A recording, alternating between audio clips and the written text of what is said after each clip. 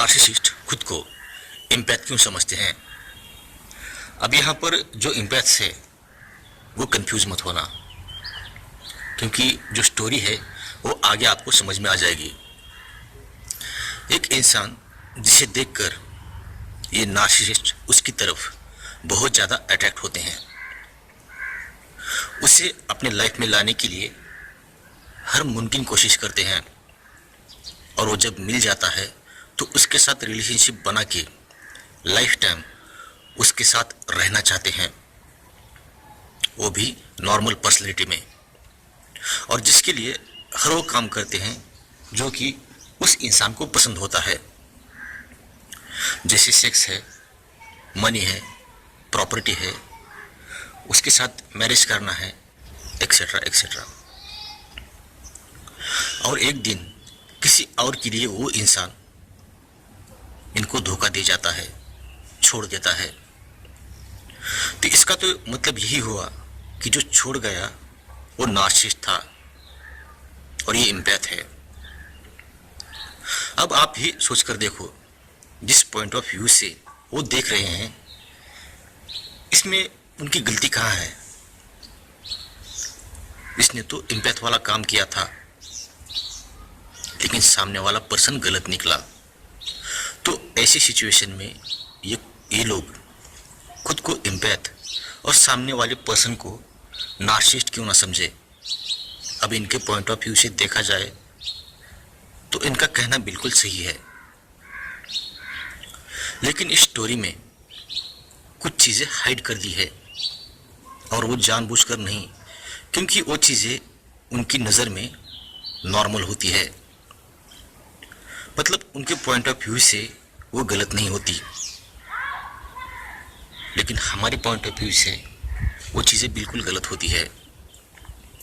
जैसे चीटिंग है, लाइंग है, अब्यूज़ करना है, मैनिपुलेशन है, गैसलाइटिंग है, ट्रायंगुलेशन है, प्रोजेक्शन है, मल्टीपल रिलेशनशिप रखना है, एक्सेट्रा एक्सेट्रा। अब ये सब चीज़ें उनकी ज़रूरत या उनकी सिचुएशन के अनुसार उनसे हो रही होती है। ये करते नहीं, बल्कि वो चीज़ें हो रही होती है, और वो इसलिए हो रही होती है क्योंकि नार्सिसिस्ट आपको खोना नहीं चाहते। मतलब ये सब जो चीज़ें ये लोग आपके साथ कर रहे होते हैं, वो सिर्फ आपको पाने के लिए या ज़िंदगी भर आपके साथ रहने के लिए।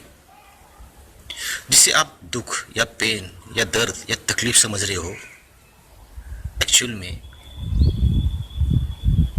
इसमें उनको मज़ा आता है, खुशियाँ मिलती है। जब उनको मज़ा आता है, खुशियाँ मिलती है, तो आपको क्यों नहीं आती। ये उनका पॉइंट ऑफ व्यू है। अगर उनके नज़र से देखा जाए तो ये लोग बहुत जॉय फील करते हैं ऐसी सिचुएशन में।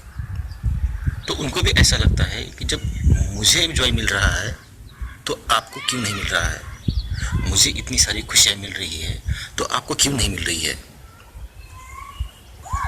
मतलब इनका जो पॉइंट ऑफ व्यू होता है, उसी नज़र से ये हमें कंपेयर करते हैं। अब इतनी सारी चीज़ें आपको खुश रखने के लिए हम आपके साथ कर रहे हैं, इसका मतलब तो यही हुआ कि हम एक एम्पैथ है, और इतनी सारी खुशियाँ देने के बावजूद आप हमें छोड़ के चले गए। इसका मतलब तो यही हुआ कि आप ही नार्सिसिस्ट हो। ये होता है नार्सिसिस्ट लोगों का एक एम्पैथ की तरफ देखने का नज़रिया, पॉइंट ऑफ व्यू, जिसके वजह से रिलेशन ब्रेक होने के बाद भी इनको हमेशा ऐसा ही लगता है कि मैं एम्पैथ हूँ और सामने वाला नार्सिसिस्ट है।